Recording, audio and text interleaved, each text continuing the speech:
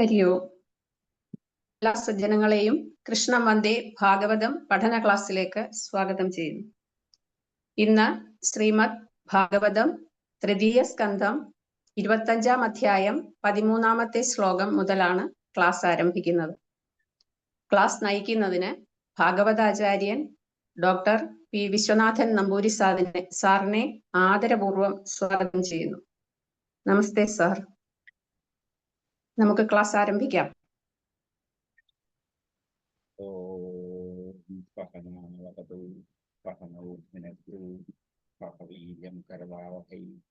തേജസ്വിനാവധീതമസ്തു മാ വിദ്വിഷാവഹൈ.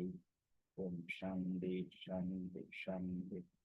യം പ്രവ്രജന്തമനുപേതമുപേതകൃത്യം ദ്വൈപായനോ വിരഹകാതരാജുഹാവ ത്രേതി തന്മയതയാതരവോഗ്നേദുസ്തം കപോഭൂതഹൃദയം. ആദരണീയരായ എല്ലാ പഠിതാക്കൾക്കും വിനീതമായ പ്രണാമം. മുമ്പ് സൂചിപ്പിച്ച പോലെ തൃതീയ സ്കന്ധം 25-ാം അധ്യായം 13-ാമത്തെ ശ്ലോകം മുതൽ ആരംഭിക്കും.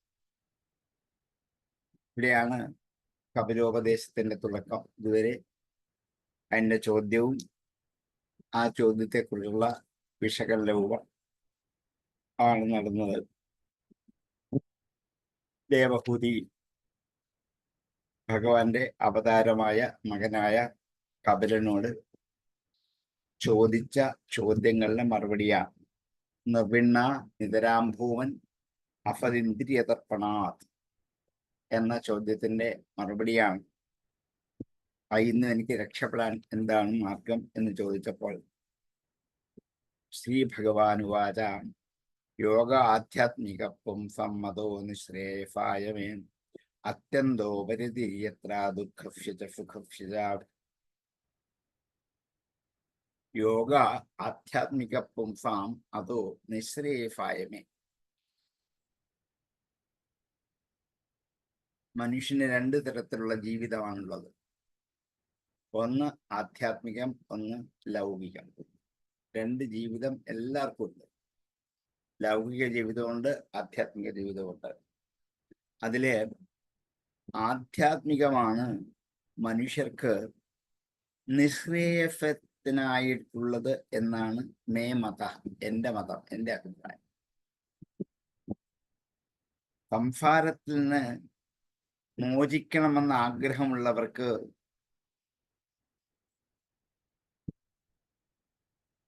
ഈ ആധ്യാത്മികമായ യോഗമാണ് ആവശ്യം. ഇതാണ് എനിക്ക് സമ്മതമായ യോഗം. എനിക്കെന്ന് പറഞ്ഞാൽ ഈശ്വരന് എന്നർത്ഥം. ആത്മസാക്ഷാത്കാരത്തിന് ഇത് തന്നെയാണ് ഉത്കൃഷ്ടമായ വഴി.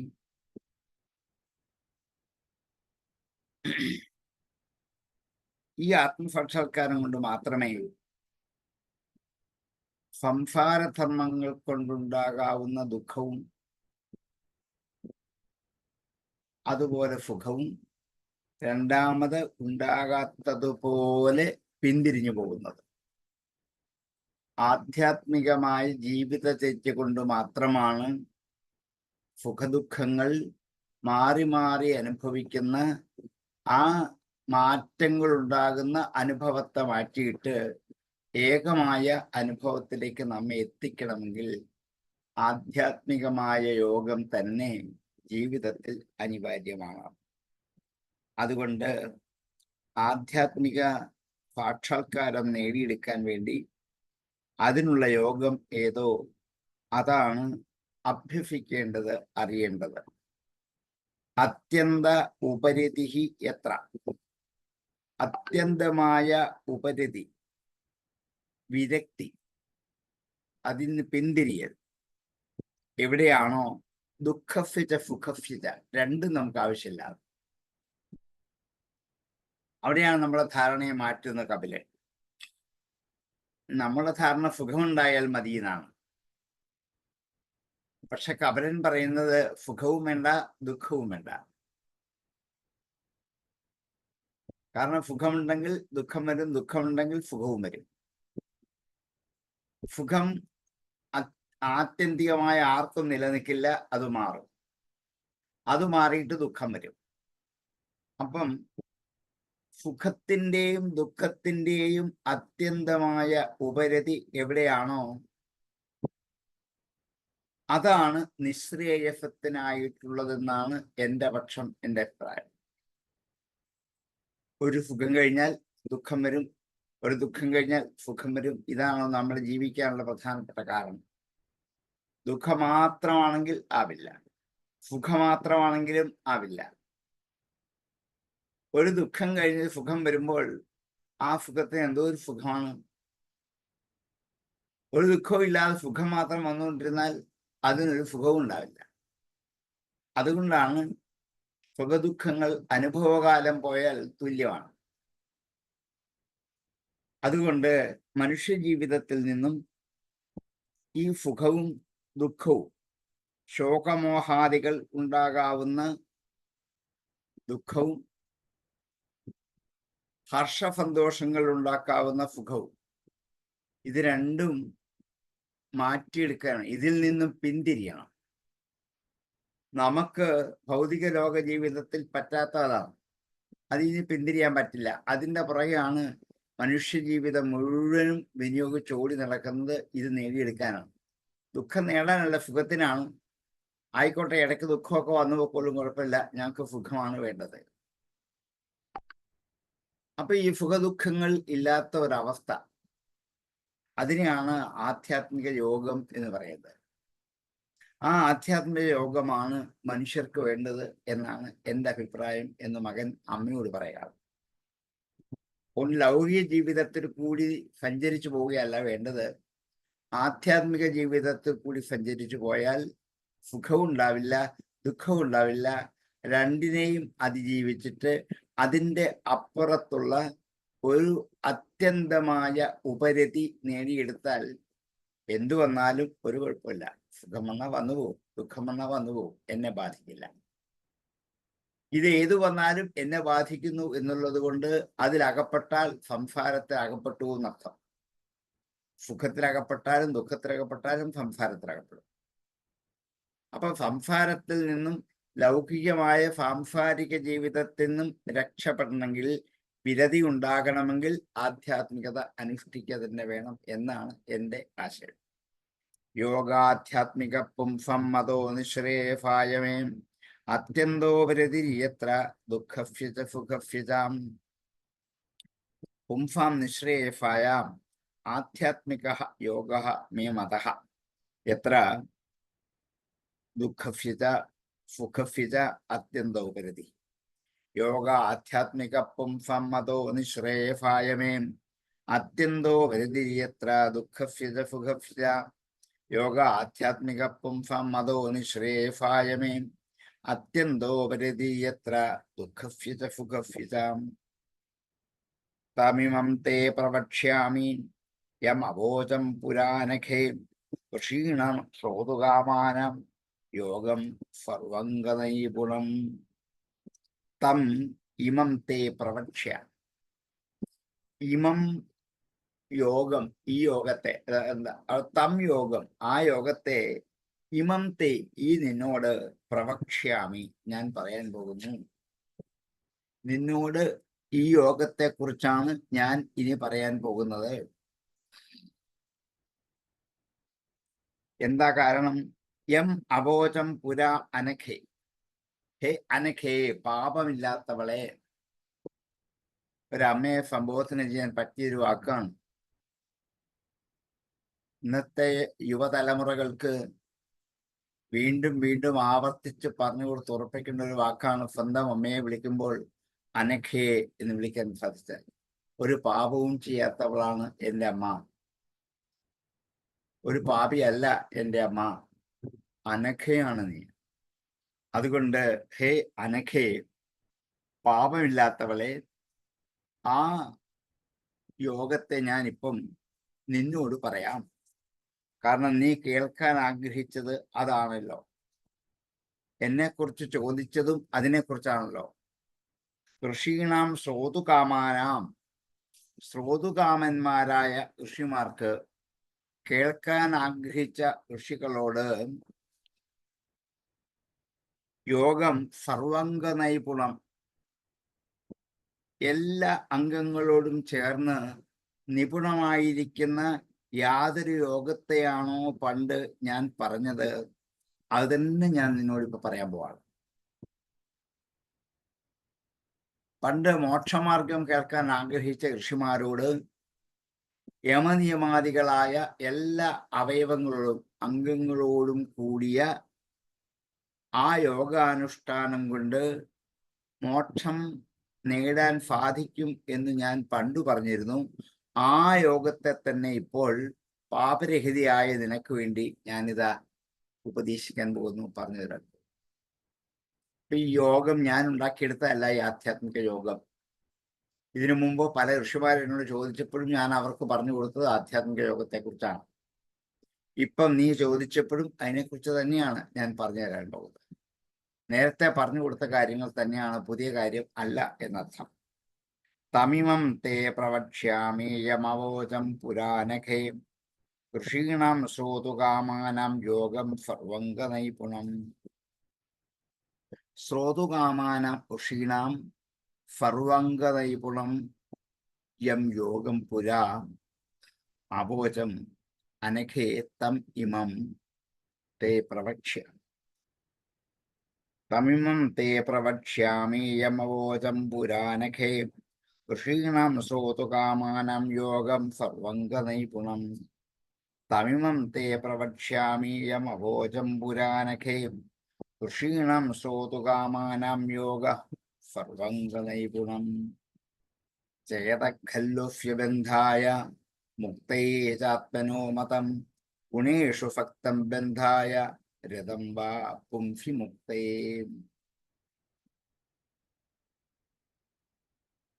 യോഗങ്ങളിൽ വെച്ച് ഉത്തമമായ ഈ ആധ്യാത്മിക യോഗം എന്തുകൊണ്ടാണ് ഉത്തമം എന്ന് പറയാൻ കാരണം, ഇതനുഷ്ഠിക്കാൻ ഒരു വിഷമവുമില്ല, ഒരു ചെലവുമില്ല. ആയാസകരങ്ങളായ കർമ്മപട്ടലങ്ങൾ ആചരിച്ച് കഷ്ടപ്പെടേണ്ട കാര്യമില്ല. അതേപോലെ ഒരു ജന്മം കൊണ്ട് പഠിച്ചു തീരാനാവാത്ത വേദോപനിഷത്തുകൾ മുഴുവൻ പഠിച്ചു നേടണം എന്നില്ല. പിന്നെന്താണ്, അനായാസമായിട്ട് ഇത് നേടാൻ പറ്റുന്ന ഒരു വഴി. ചേതഖലു അഫ്യ ബന്ധായ മുക്തയേച ആത്മനോമതം. ആത്മനോമതം, എൻ്റെ മതം, എൻ്റെ അഭിപ്രായം ചേതഫ് തന്നെയാണ്. ചേതഹ ഖലു, മനസ്സ് തന്നെയാണ്. അഫ്യബന്ധായ മുക്തയേച, ഈ ആത്മാവിനെ ബന്ധത്തിനും മുക്തിക്കും കാരണം ഒരേ മനസ്സ് തന്നെയാണെന്നാണ് എൻ്റെ അഭിപ്രായം. ഒരേ മനസ്സുകൊണ്ടാണ് ബന്ധനം ഉണ്ടാകുന്നതും അതേ മനസ്സുകൊണ്ടാണ് മുക്തി പ്രാപിക്കുന്നത്. ഒരേ മനസ്സിലാണ് ഇത് രണ്ടും ഉണ്ടാക്കിയെടുക്കുക. ഒരേ മനസ്സിലാണ് കാമം, ക്രോധം, ലോഭം, മോഹം, മതം, മാത്സര്യം, അസൂയ, ഡംഭം ഇത്രയും ഉണ്ടാകുന്നത്. അതേ മനസ്സിൽ തന്നെയാണ് ഭക്തി, വിശ്വാസം, ധർമ്മം, ഈ സദ്ഗുണങ്ങളൊക്കെ അതേ മനസ്സിലാണ് ഉണ്ടാകുന്നത്. പ്രത്യേകം വെവ്വേറെ മനസ്സുകളില്ല. ഒരേ മനസ്സ് തന്നെയാണ് ബന്ധനത്തിന് കാരണമാകുന്നത്, മോക്ഷത്തിനും കാരണമാകുന്നത്. മനസ്സ് മാറ്റിയെടുക്കേണ്ട ആവശ്യമില്ല.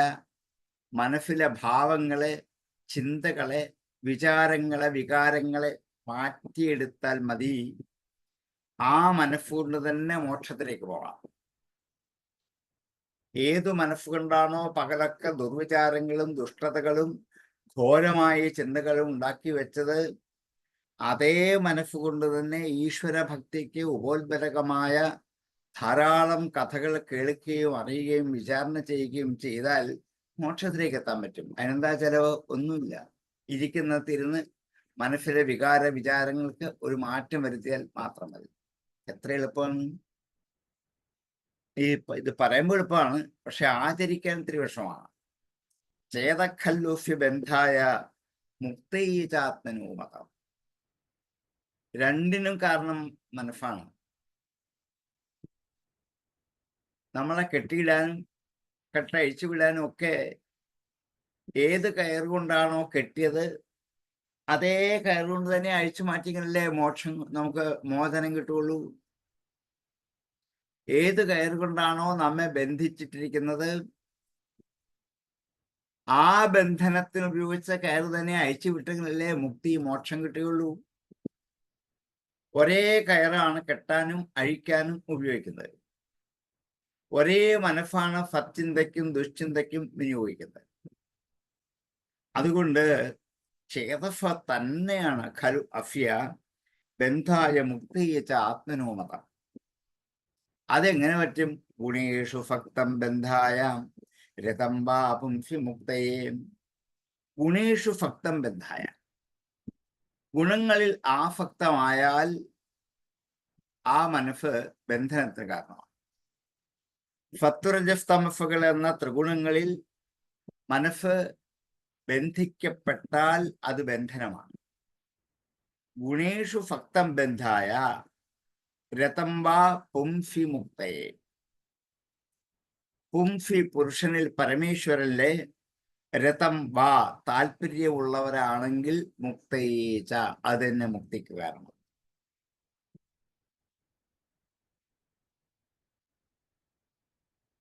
ഒരേ ചിത്തത്തിൽ അന്യോന്യ വികാരങ്ങൾ വിരുദ്ധ വികാരങ്ങൾ ഉണ്ടാകുന്നത് പോലെ ബന്ധമോക്ഷങ്ങൾ എന്ന വിരുദ്ധ വികാരങ്ങൾ ഒരേ മനസ്സിലാണ് ഉണ്ടാകുന്നത്. അതിനെ ജനിപ്പിക്കാനുള്ള സിദ്ധി മനസ്സിനുണ്ട്. അതെന്തുകൊണ്ടാണ്? ഗുണകാര്യങ്ങളായ ശബ്ദാദി വിഷയങ്ങളിൽ എപ്പോഴും മനസ്സ് ആഗ്രഹിക്കുന്നത് കൊണ്ട് അത് ബന്ധനത്തിന് കാരണമാവുകയുള്ളൂ. പാട്ട് കേൾക്കുക, ചിത്രങ്ങൾ കാണുക, ഭക്ഷണം നന്നായി കഴിക്കുക, നല്ല ഭക്ഷണം നോക്കി കഴിക്കുക എന്നിങ്ങനെ ഭൗതിക ലോക ജീവിതത്തിൻ്റെ ശബ്ദരൂപസ്പർശ ഗന്ധാദികളായിരിക്കുന്ന വിഷയങ്ങളിൽ ആസക്തമായോ മനസ്സ് എങ്കിൽ അത് ബന്ധനത്തിന് കാരണമായി. അതേ മനസ്സിനെ തന്നെ അവിടെ നിന്നും അഴിച്ചൂരിയെടുത്ത് ഈശ്വരന്റെ അടുത്തേക്കാണ് എത്തിക്കുന്നതെങ്കിൽ അത് മുക്തിയായി. ഇത്രയേ ഉള്ളൂ കാരണം. നാരായണീയത്തിൽ ഈ ശ്ലോകം ഇതേപോലെ ഭംഗിയാകുന്നുണ്ട്. മതിരിഹ ഗുണഭക്ത ബന്ധകർത്തേഷ്വഭക്ത ത്വമൃതഗതുപരന്ധോ ഭക്തിയോ അഗസ്തു ഭക്തിം. മതിരിഹ ഗുണഭക്ത, ഗുണഭക്ത മതി, ഗുണങ്ങളിൽ ആസക്തമായ ബുദ്ധി മനസ്സ് ബന്ധകൃത്ത്, അത് ബന്ധിക്കാൻ കാരണമാണ്. അതിനെയാണ് ചേതക്കല്ലുഷ്യ ബന്ധായ. അതേ വാശ്യം വരി തന്നെ കോട്ടിയതാണ്. മതിരിഹ ഗുണഭക്ത ബന്ധകൃത്തേഷു അഭക്ത. ഇനിയും തേഷു അഭക്ത, അവകളിൽ ഭക്തമല്ലാതിരുന്നാൽ തു അമൃതകൃത്, അത് അമൃതത്തെ ഉണ്ടാക്കി. ഉപരുന്ധേ ഭക്തിയോഗസ്തു ഭക്തി, ഭക്തിയെ മാറ്റിയെടുത്തിട്ട് അത് ഭക്തിയോഗം എന്നാണ് എൻ്റെ പേര്. അമൃതമായ അവസ്ഥയിലേക്ക് നമ്മെ എത്തിക്കുന്നതിൻ്റെ പേര് ഭക്തിയോഗം എന്നാണ്. നാരായണീയത്തിലെ കപിലോപദേശത്തിൽ 15-ാം ദശകം തോന്നുന്നു ഇത് തന്നെ ആവർത്തിച്ച് ഭംഗിയാക്കി അവതരിപ്പിക്കുന്നുണ്ട്. ചേതഖല്ലുഷ്യബന്ധായ മുക്തേതാത്മനോ മതം ഗുണേഷു ഭക്തം ബന്ധായ രതം വാ പുംസി മുക്തേ. അസ്യ ആത്മനഃ ബന്ധായ മുക്തേച ചേതഖലു മതം ഗുണേഷു ഭക്തം ബന്ധായ പുംസി രക്തം വാ മുക്തേ.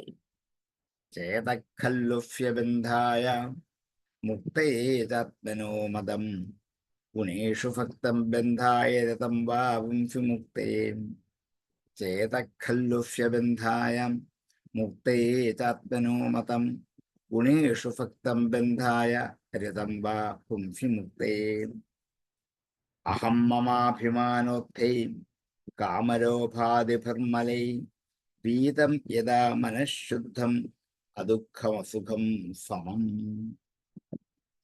അഹം മമ അഭിമാന ബുദ്ധൈ, ഞാനെന്നും എൻ്റേതെന്നുമുള്ള അഭിമാനത്തിൽ നിന്നും ഉയർന്നു വരുന്ന ശുദ്ധമായ അഹം മമ അഭിമാനോത്തൈ കാമലോഭാദിഭിഹി മലൈഹി, കാമലോഭാദികളായ മാലിന്യങ്ങളാൽ ഞാനെന്നും എൻ്റേതെന്നുമുള്ള അഭിമാനം കൊണ്ടാണ് മനസ്സ് മലിനപ്പെടുന്നത്.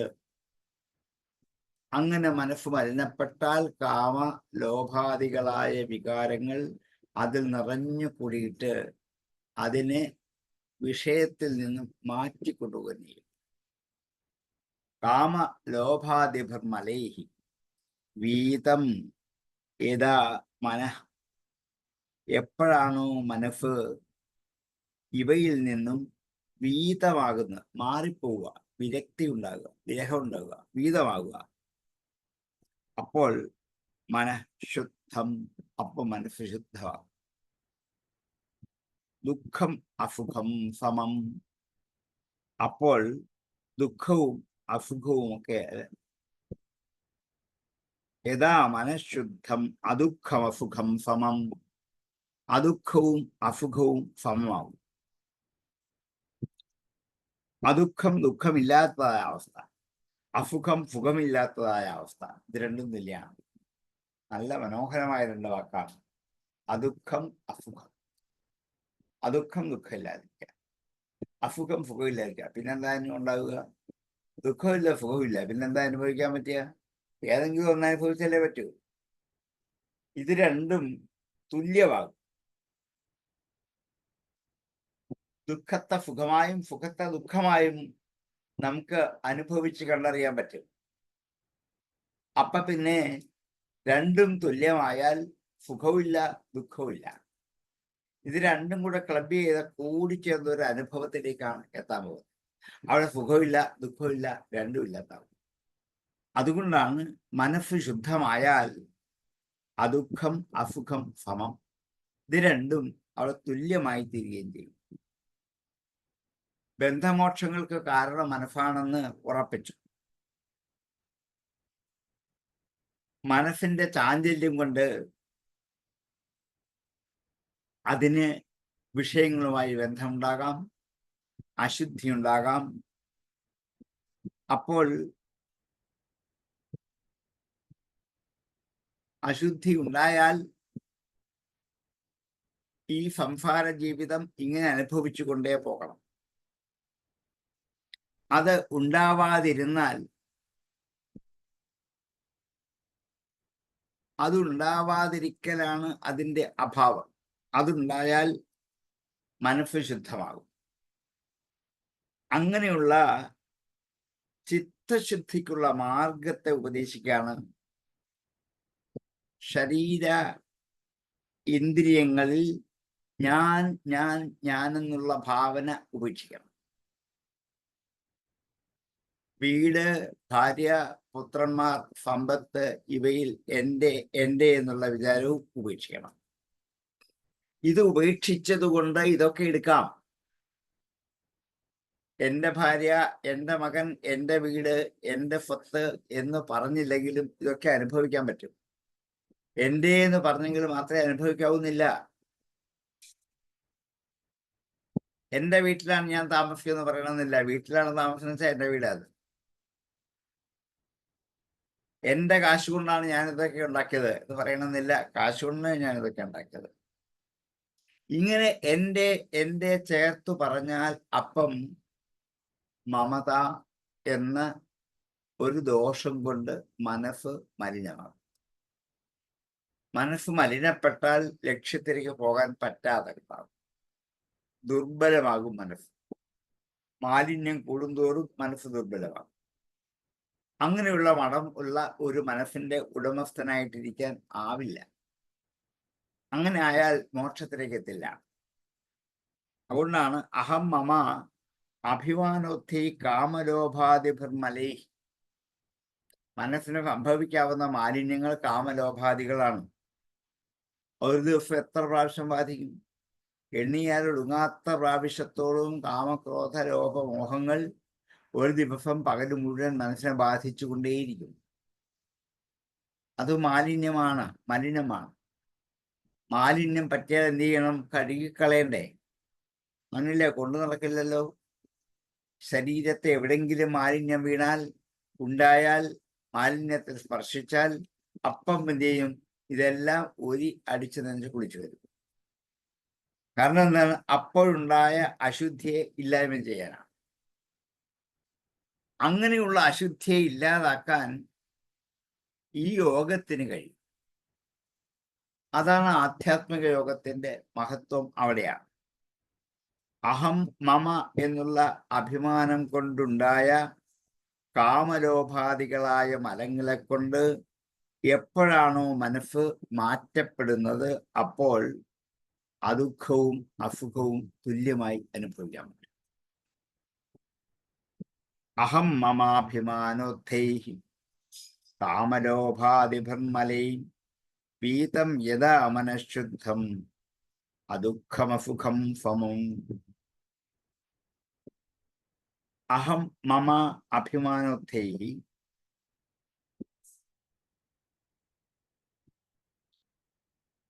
കാമലോഭാദിഭിः മലൈः യഥാ മനഃ വീതം തദാ അദുഃഖം അസുഖം സമം. അഹം മമാഭിമാനോദ്ധൈ കാമലോഭാദിഭിർമലൈ വീതം യഥാ മനഃശുദ്ധം അദുഃഖം അസുഖം സമം. അഹം മമാഭിമാനോദ്ധൈ കാമലോഭാദിഭിർമലൈ വീതം യഥാ മനഃശുദ്ധം അദുഃഖമസുഖം സമം. കാരണം ആദ്യം നമ്മെ ബാധിക്കുന്ന അഹം എന്ന ഒരു വലിയ ദുഃഖമാണ്. ഞാൻ എന്നാണ് വാക്കിന്റെ അർത്ഥം. ഈ അഹം ഇല്ലാതെ നമുക്ക് ദൈനംദിന ജീവിതത്തിൽ ഒരു നിമിഷം പോലും കഴിച്ചു കൂട്ടാൻ പറ്റില്ല. എപ്പോഴും അഹം കൂടെ ഉണ്ടാവണം. എഴുന്നേൽക്കുമ്പോൾ മുതൽ ഉറങ്ങുന്നിടം വരെ അഹം ചേർത്താണല്ലോ എല്ലാം പറയുക. ഞാൻ ഉണർന്നു, ഞാൻ മുഖം കഴുകി, ഞാൻ പല്ല് തേച്ചു, ഞാൻ കുളിച്ചു, ഞാൻ ജോലിക്ക് പോയി, ഞാൻ അമ്പലത്തിൽ പോയി, ഞാൻ ഭജന നടത്തി, ഞാൻ വായിച്ചു, ഇതൊക്കെ ഞാനാണ്. ഞാൻ എന്നില്ലാതെ കണ്ട് ഇത് നമുക്ക് പറയാൻ ആവില്ല. അങ്ങനെ പറഞ്ഞാലും അർത്ഥം കിട്ടും. ഞാൻ വേണമെന്നില്ല. എഴുന്നേറ്റു, കുളിച്ചു, മുഖം കഴുകി, പല്ല് തേച്ചു, കുളിച്ചു, ഭക്ഷണം കഴിച്ചു ഒക്കെ പറഞ്ഞോളൂ, നമുക്കത് പറ്റില്ല. ഞാൻ കൂടെ ചേർക്കണം. അപ്പോൾ ബന്ധനമായി. ആർക്ക്? മനസ്സിന്, അല്ലെങ്കിൽ ആത്മാവിന്. ഇനിയും എൻ്റെ എന്നുള്ളതാണ് അടുത്ത ബന്ധനത്തിന്റെ കാരണം. വീട് എൻ്റേതാണ്, ഈ സ്ഥലം എൻ്റേതാണ് എന്ന് മറ്റാരുടെയോ കയ്യിൽ അവരുടേതായി ഉപയോഗിച്ചു കൊണ്ടിരുന്ന സ്ഥലത്തെ, വീടിനെ കാശ് കൊടുത്ത് മേടിച്ച് എൻ്റേതാക്കി മാറ്റി. ഇനിയും ഇതൊക്കെ എൻ്റേതാണ്. എൻ്റേതായിരിക്കുന്നിടത്തോളം കാലവും അതിനെ സംരക്ഷിക്കണം. അതിന് അപകടം ഉണ്ടാകരുത്, ആപത്തുണ്ടാകരുത്, വിഷമുണ്ടാകരുത്. അതിനുവേണ്ടി ഞാൻ സദാ പരിശ്രമിച്ചു കൊണ്ടേയിരിക്കും. എൻ്റെ ജീവിതം മുഴുവൻ ഈ പരിശ്രമത്തിന് വേണ്ടിയാണ് ചിലവഴിക്കുന്നത്. പക്ഷെ അതുകൊണ്ട് ഉദ്ദിഷ്ടമായ സുഖം കിട്ടുമോ? അതുമില്ല. എങ്കിലും അതിൻ്റെ പുറകെ ഓടി നടക്കുകയാണ് ഇന്ന് മനുഷ്യരധികവും. അതുകൊണ്ടാണ് അഹം മമ അഭിമാനത്തെ, ഈ രണ്ട് അഭിമാനമാണ് മനുഷ്യനെ ഭരിച്ചുകൊണ്ടിരിക്കുന്നത്. ഇത് എൻ്റെ വീടാണെന്ന് പറയണം എന്നില്ല. ഇത് താമസിക്കാനുള്ള വീടാണ് എനിക്ക്, ഞങ്ങൾക്ക്. പക്ഷെ അവിടെയൊക്കെ എൻ്റെ വീട്, ഞാൻ കഷ്ടപ്പെട്ട് കടം വാങ്ങിച്ച് ലോണെടുത്ത് ചുറ്റിപ്പിടിച്ച് മെനക്കെട്ട് ഉണ്ടാക്കിയെടുത്ത ഒരു വീടാണിത്. ഇതിലാർക്കും ഒരു പങ്കുമില്ല. ഈശ്വരന് പോലും പങ്കില്ലാതെ. പിറ്റേ ദിവസം വെള്ളപ്പൊക്കത്തിൽ ഒലിച്ചു പോയാൽ ഈശ്വരന് പങ്കുണ്ട്. എൻ്റെ ഈശ്വര, നീ ഇത് എനിക്ക് വരുത്തിയില്ലോ എന്ന് പറയും. അപ്പോഴവിടെ ഈശ്വരൻ കാരണക്കാരൻ. അല്ലാത്തിടത്തോളം ഈശ്വരൻ വിഷയമേ അല്ല. അതുകൊണ്ടാണ് അഹം മമ എന്നുള്ള രണ്ട് അഭിമാനമാണ് മനുഷ്യ ജീവിതത്തെ കാർന്നു തിന്നുന്നത്.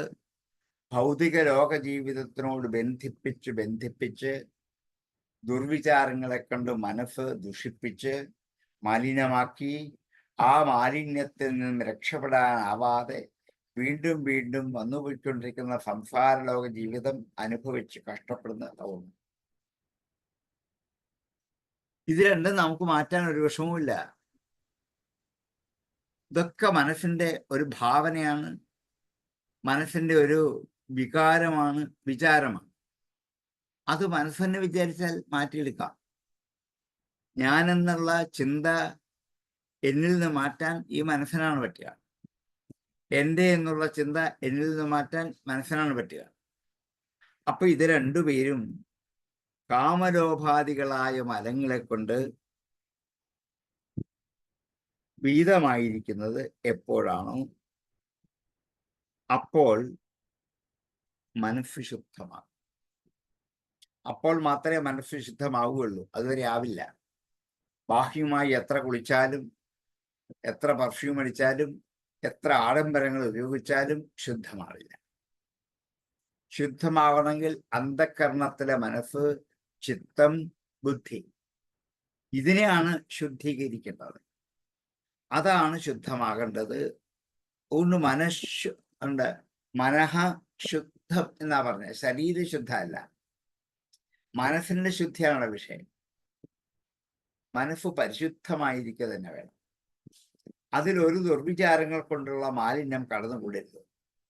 അങ്ങനെ കടന്നുകൂടാതിരുന്നാൽ അസുഖവും അദുഃഖവും തുല്യമാണ്. ദുഃഖം ഉണ്ടാകുന്നില്ല, സുഖവും ഉണ്ടാകുന്നില്ല. ഇത് രണ്ടും തുല്യമായി എപ്പോഴനുഭവിക്കാൻ കഴിയുന്നോ അതാണ് ആത്മാനന്ദ സുഖത്തിന് കാരണം. അഹം മമാഭിമാനോദ്ധേ കാമലോഭാദിഭിർമലേ വീതം യഥാ മനഃശുദ്ധം അദുഃഖം അസുഖം സമം. അഹം മമ അഭിമാനോദ്ധൈഹി കാമലോഭാദിഭിഃ മലൈഹി മനഃ യഥാ വീതം തദാ ശുദ്ധം അദുഃഖം അസുഖം സമം.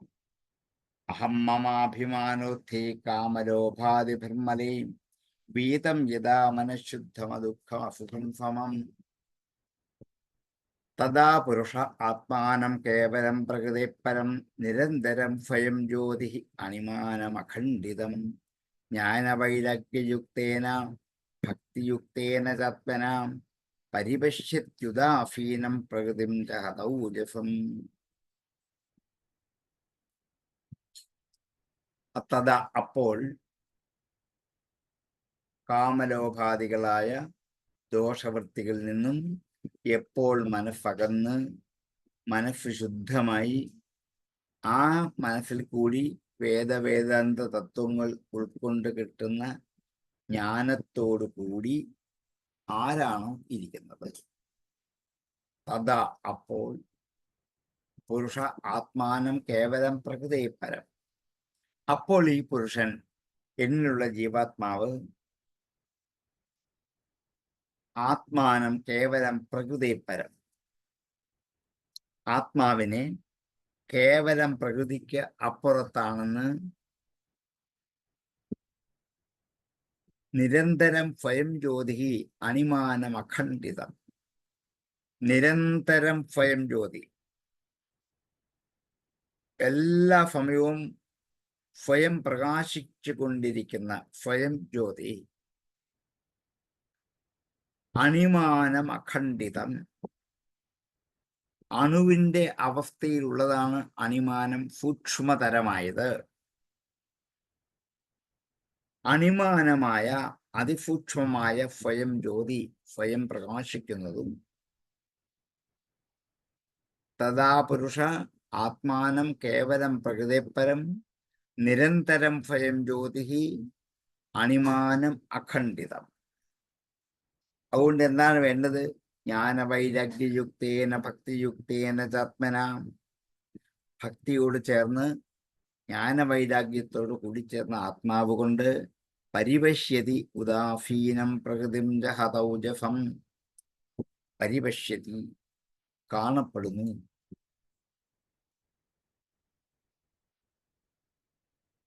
എങ്ങനെ? പ്രകൃതേഹ പരം ഉദാഫീനം ആത്മാനം.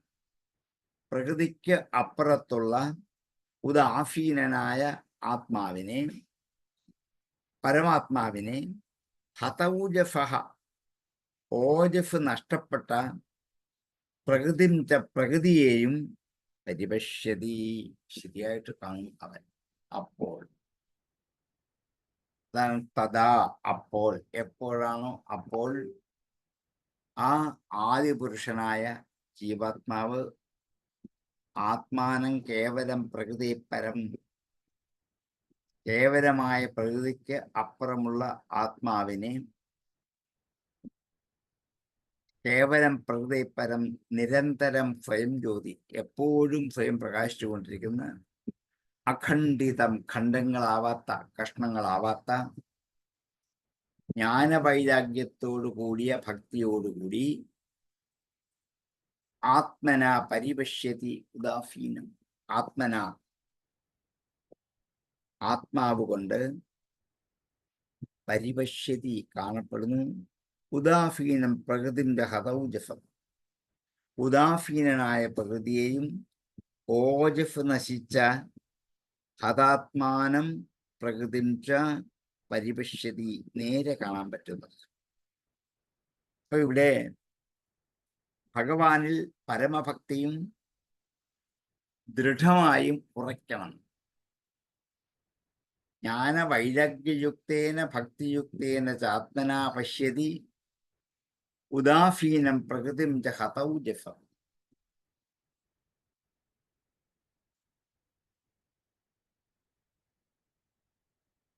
ഭഗവാനിൽ ഭക്തിജ്ഞാന വിരാഗങ്ങൾ വർദ്ധിച്ചു വന്നാൽ ഉറയ്ക്കും എന്നല്ല, അങ്ങനെയുള്ള മനസ്സുകൊണ്ട് ജീവാത്മാവിന് പരമാത്മാവിനെ സാക്ഷാത്കരിക്കാൻ സാധിക്കും.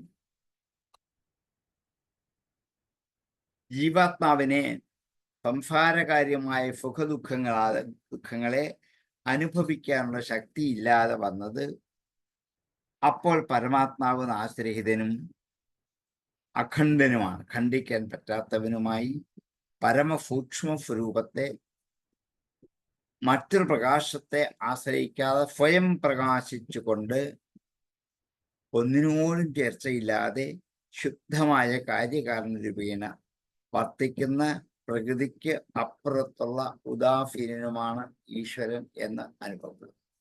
അതൊരു അനുഭവം ഉണ്ടാവില്ല.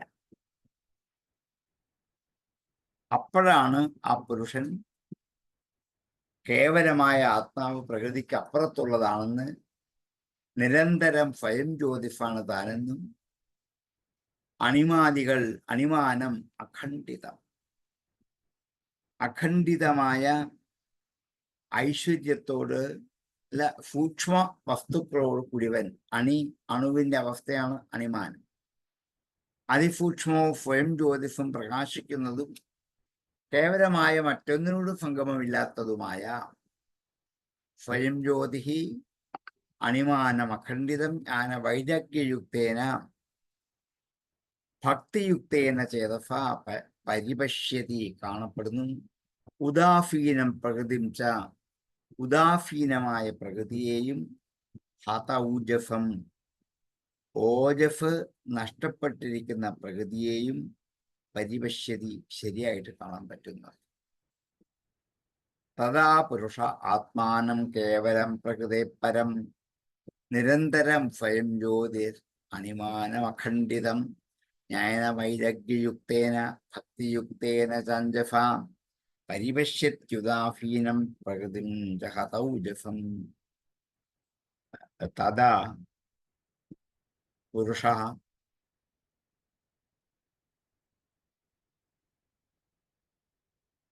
ജ്ഞാനവൈരാഗ്യയുക്തേന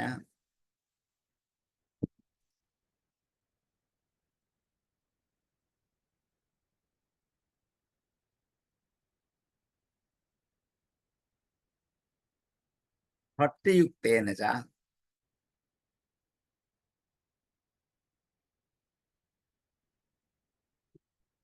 ആത്മന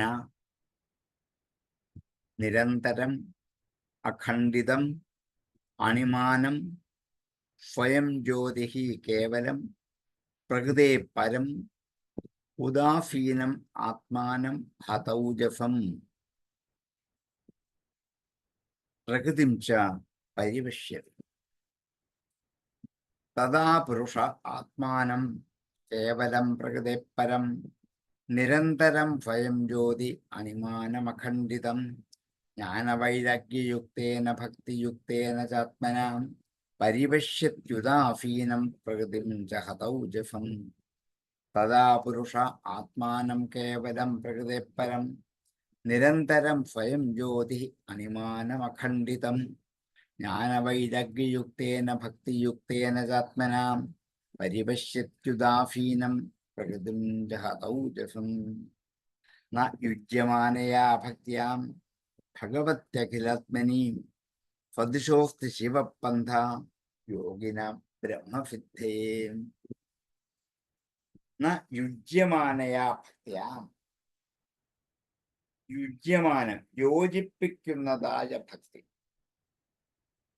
യുജ്യമാനയാന്ന് വെച്ചാൽ യോജിപ്പിക്കുന്ന കൂട്ടിച്ചേർക്കുന്ന ഭക്തി കൊണ്ട് ഭക്തി ഉണ്ടായിക്കഴിഞ്ഞാൽ ജ്ഞാനവൈരാഗ്യങ്ങൾ തന്നെ ഉണ്ടാകും.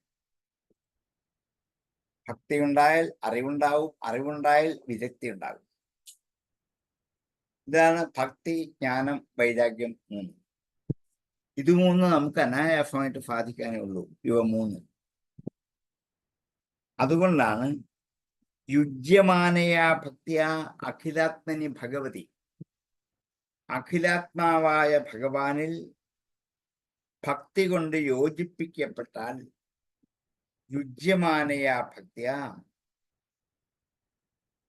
സദൃശോസ്തി ശിവപന്ഥ, ശിവമായ പന്ഥാവ് ഇതിന് തുല്യമായി മറ്റൊന്നും തന്നെയില്ല. സദൃശ അസ്തി ന സദൃശോസ്തി ശിവപന്ഥാ, മംഗളകരമായ വഴി ഇതല്ലാതെ ഇനി മറ്റൊന്നും നേടാനില്ല യോഗികൾക്ക് ബ്രഹ്മസിദ്ധിക്കായിക്കൊണ്ട്. അതുകൊണ്ട് ഈ പരമസാക്ഷാത്കാരം നേടാൻ വേണ്ടി ആവശ്യം വേണ്ട മൂന്ന് ഘടകങ്ങളിൽ ഭക്തി എന്ന മൂന്നാമത്തെ ഘടകത്തെക്കുറിച്ചാണ് ഇവിടെ നിർവചിച്ച് വ്യാഖ്യാനിക്കാൻ പുറപ്പെടുന്നത്. കാരണം ഭക്തിക്ക് കലിയുഗത്തിൽ പ്രാധാന്യം കൂടുതലാണ്. സംസാരത്തിൽ നിന്ന് ആർക്കെങ്കിലും മോചിക്കാൻ ആഗ്രഹിക്കുന്നെങ്കിൽ ഭഗവാനെ നിരന്തരമായും ആശ്രയിക്കുന്ന ഭക്തി തന്നെ വേണം, അതിന് തുല്യമായി മറ്റൊന്നുമില്ല. അതുകൊണ്ട് സർവാത്മാവായ ഭഗവാനെ പരമോത്കൃഷ്ടമായി സ്നേഹിച്ചു തുടങ്ങുമ്പോൾ ആ പുരുഷനെ ആർക്കും ഏത് ദേവനും വിഘ്നപ്പെടുത്താൻ പറ്റില്ല. അതുകൊണ്ട് അന്യദേവഭജനം ആശ്രയവുമില്ല. മനസ്സിനെ ഭഗവത് പ്രേമയുക്തമായി തീർന്നാൽ മനസ്സ് ഭഗവാനിൽ കുറയ്ക്കും തോറും സുഖാനുഭവം ഉണ്ടായി വരുന്നതായാൽ അതിൽ കഷ്ടവുമില്ല. അതുകൊണ്ടാണ് സുഖകരവും മംഗളകരവുമായ മാർഗമാണ് ഭക്തിയെന്ന് പ്രത്യേകം പറഞ്ഞത്. ഇവിടെ കപിലോപദേശം ശരിക്ക് വേണ്ടത് സാഖ്യയോഗത്തെക്കുറിച്ച് ഉപദേശിക്കലാണ്. സാഖ്യസൂത്രങ്ങളും അതിൻ്റെ ഉദാഹരണങ്ങളും ഒക്കെ ധാരാളം ആ ഗ്രന്ഥങ്ങളിലുണ്ട്. പക്ഷെ ഇവിടെ വ്യാസൻ കപിലന്റെ സാഖ്യദർശനത്തെ സ്വീകരിച്ചിട്ട് അതിൽ പുരുഷൻ എന്ന വാക്ക് പറയുമ്പോൾ അത് ഭക്തിപൂർവം സംഗമിക്കേണ്ട ഈശ്വരനാണ് എന്ന് ഭക്തിക്ക് പ്രാധാന്യം കൊടുത്തുകൊണ്ടാണ് നമ്മെ ബോധ്യപ്പെടുത്താൻ ശ്രമിക്കുന്നത്. അതുകൊണ്ടാണ് ഭക്തിക്ക് തുല്യമായ മറ്റൊരു വഴി വേറെയില്ല. സദൃശോസ്തി ശിവപന്ഥ, ഇതിന് സദൃശമായ മംഗളകരമായൊരു വഴി യോഗികൾക്ക് ബ്രഹ്മസിദ്ധിക്ക് വേറെ ഒന്നുമില്ല, ഇത് മാത്രമേ ഉള്ളൂ. അതുകൊണ്ട് സംസാരമുക്തി ആഗ്രഹിക്കുന്ന യോഗികൾ പോലും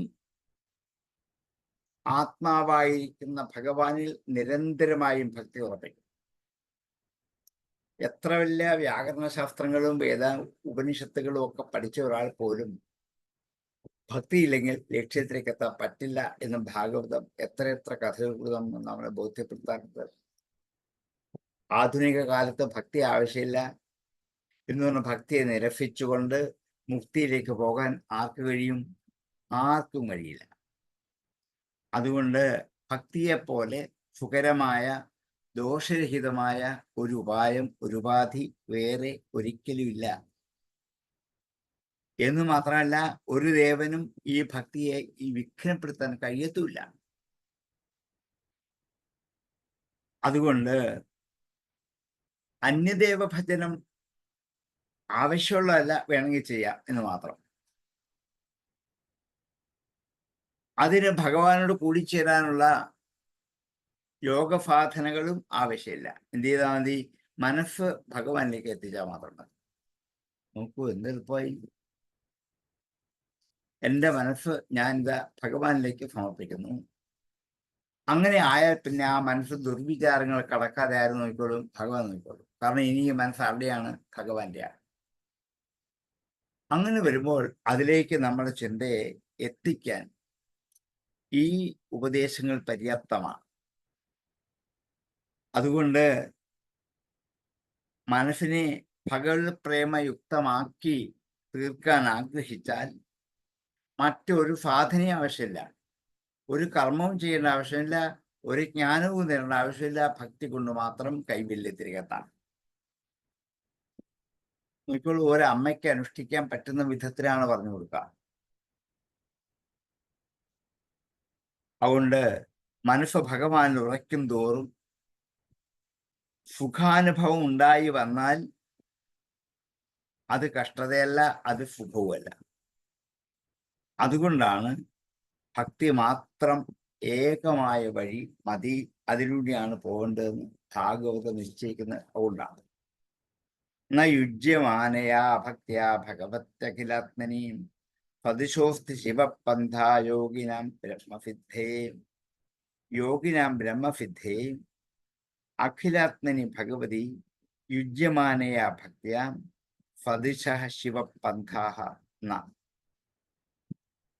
ന യുജ്യമാനയാ ഭക്തിയാ ഭഗവത്യഖിലാത്മനി സദിശോസ്തി ശിവപന്ഥാ യോഗിനാം ബ്രഹ്മസിദ്ധേ ന യുജ്യമാനയാ ഭക്തിയാ ഭഗവത്യഖിലാത്മനി സദിശോസ്തി ശിവപന്ഥാ യോഗിനാം ബ്രഹ്മസിദ്ധേ. പ്രസംഗമജരം പാശം ആത്മന കവയോ വിദു സേവ സാധുഷു കൃതോ മോക്ഷദ്വാരമപാവൃതം. പ്രസംഗം അജരം. പ്രസംഗം പ്രകൃഷ്ടമായ സംഘം, ചേർച്ച എന്ന് മാത്രമേ ഉള്ളൂ. ഇന്ന് മലയാളത്തിൽ വിവക്ഷിക്കുന്ന സംഭാഷണം അല്ല ഇവിടെ പ്രസംഗം. പ്രകർഷേണ സംഘം കൂടിച്ചേരൽ. അപ്പൊ പ്രസംഗം അജരം പാശം. അജരം പാശം ജരയുണ്ടാവാത്ത, നശിക്കാത്തത് എന്നർത്ഥം. അജരം നശിക്കാത്തതായ ഒരു ദൃഢമായ ബന്ധമാണ് എന്ന് കവയോ വിദു, കവികൾ അറിയുന്നു. ഫയേവ സാധുഷു കൃതോ, അത് സജ്ജനങ്ങൾ ചെയ്താൽ മോക്ഷദ്വാരമപാവൃതം, മോക്ഷത്തിലേക്കുള്ള വഴി തുറന്നു വെച്ചിരിക്കാവും. ബന്ധമോക്ഷങ്ങൾക്ക് മനസ്സാണ് കാരണം. നേരത്തെ പറഞ്ഞു, മനസ്സിലെ അശുദ്ധിയാണ് കാരണം. അത് മാറ്റി മനസ്സ് ശുദ്ധീകരിക്കണം. അതിന് സത്സംഗമാണ് ആവശ്യം. ഏത് വിഷയത്തിലും ആ വിഷയത്തിനുള്ള താല്പര്യമില്ലാത്ത കുറേ ജനങ്ങളുണ്ടാകും. അവരുമായിട്ടുള്ള സംസർഗമുണ്ടായാൽ മനസ്സ് ദുർബലമാകും. മനസ്സിലുണ്ടാക്കിയെടുത്തിരിക്കുന്ന എല്ലാവിധ ചൈതന്യ വിഷയത്തിലേക്കുള്ള മാറ്റവും ഇല്ലാതാക്കും. അതുകൊണ്ട് വിഷയസുഖങ്ങളെ വർദ്ധിപ്പിച്ച് നേടാനുള്ള ശ്രമം, അത് വർദ്ധിച്ചു വരുന്തോറും പാപവും വർദ്ധിക്കും. വിഷയങ്ങളെ അനുഭവിക്കാനുള്ള ശ്രമം കൂടിയാൽ അത് മനസ്സിനെ പാപ മലിനമാക്കിയിട്ട് എപ്പോഴും പാപം വർദ്ധിപ്പിക്കാൻ കാരണമാണ്. അതുകൊണ്ട് അസത്സംഗം ഉപേക്ഷിക്കണം. സൈവ സാധുസുഹൃതോ മോക്ഷദ്വാരം അപാവൃതം. അത് സജ്ജനങ്ങളിലാണ് ചെയ്യുന്നതെങ്കിൽ മോക്ഷദ്വാരത്തിന് വഴി തുറന്നു കിടക്കാവും. സാധുജനങ്ങൾ പ്രകൃഷ്ടമായ താല്പര്യം ജനിപ്പിച്ചാൽ അത് തന്നെയാണ് മോക്ഷത്തിനുള്ള വിഘ്നങ്ങളെയൊക്കെ തകർത്ത് കളഞ്ഞിട്ട് സുഖപ്രാപ്യമായ മോക്ഷത്തിലേക്ക് നമുക്ക് എത്താൻ സാധിക്കും എന്ന് ഉറപ്പാണ്. പ്രസംഗമചരം പാശം ആത്മന കവയോ വിദു സൈവ സാധുഷുകൃതോ മോക്ഷദ്വാരമപാവൃതം. ആത്മനഃ പ്രസംഗം അജരം കവയഃ വിദുഃ സാധുഷുകൃതഃ സഹ ഏവ അപാവൃതം മോക്ഷദ്വാരം. പ്രസംഗമജരം പാശം ആത്മന കവയോ വിദു സൈവ സാധുഷുകൃതോ മോക്ഷദ്വാരമപാവൃതം. പ്രസംഗമജരം പാശം ആത്മന കവയോ വിദു സൈവ സാധുഷുകൃതോ മോക്ഷദ്വാരമപാവൃതം. പ്രസംഗമജരം പാശം ആത്മന കവയോ വിദു സൈവ സാധുഷുകൃതോ മോക്ഷദ്വാരമപാവൃതം. ഈ ഉപദേശങ്ങൾ തുടർന്നു വരികയാണ്. സജ്ജനങ്ങൾ സത്സംഗമാണ് ആവശ്യം എന്ന് കാണിക്കാൻ വേണ്ടിയുള്ള ശ്ലോകങ്ങളാണ്. ഇനിയും നമ്മുടെ സമയം ആയതുകൊണ്ട് നമുക്ക് ഇന്ന് ഉപസംഹരിക്കാം. സമർപ്പണത്തിന് ശേഷം സംശയമുള്ളവർക്ക് ചോദിക്കാം.